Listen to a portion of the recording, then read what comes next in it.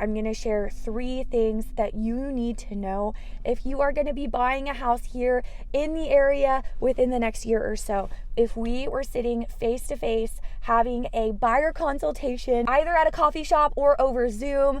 By the way, if you are thinking about buying soon, I'd love to chat with you. If you're local, I'd love to meet up with you for coffee and talk more about the process. If you're not local, we can do it over Zoom. Shoot me an email and we can get it on the schedule.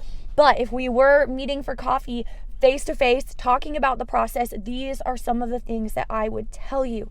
The first thing is earnest money.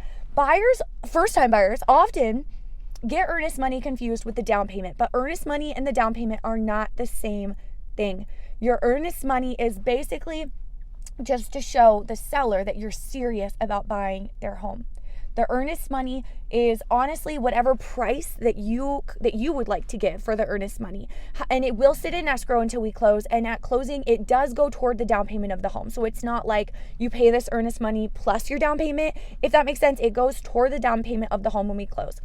If you back out of the offer, like the day before closing for no reason, and it's completely your fault, you would lose the earnest money because you put the seller in a really bad position. So for good reason. But if you back out during the first 10 business days of your offer being accepted, then you would not lose the earnest money unless written differently in the contract, of course.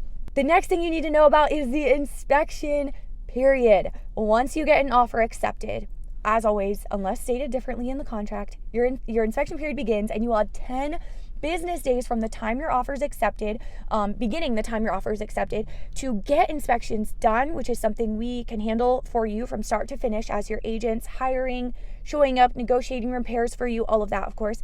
But you have 10 business days to get that done and back out. And if you back out during that time, you keep your earnest money back. Honestly, you can back out during that time for any reason. The Oregon sale agreement is truly written in favor of the buyers. There's really a lot of outs for you. The last thing that you would need to know about is backup offer position. A lot of buyers want to know, what does that even mean? Or just like, what happens if I write an offer and they put me in backup offer? What exactly does that entail? So say there's a house that has multiple offers and yours out of all the offers is the seller's second favorite. That just means that if something were to happen with their current offer and that would fall through, which doesn't usually happen, but it could.